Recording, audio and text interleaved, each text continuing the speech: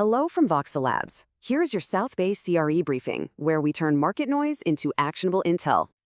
Okay, let's get into it. We've scanned the last 24 hours for the narratives you need to be broadcasting right now. First, a little context. Industrial vacancy is sitting at 5.3%.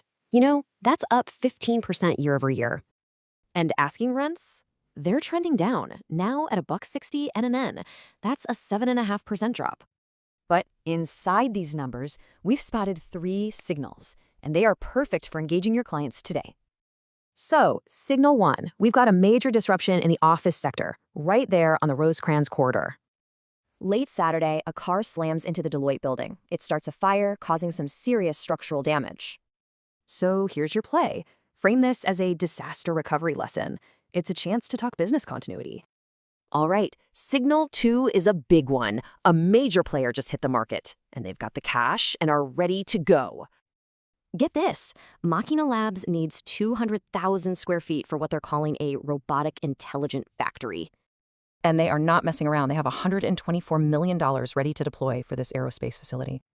Now, to put that in perspective, 200K square feet. That is a monster deal, right up there with the biggest leases.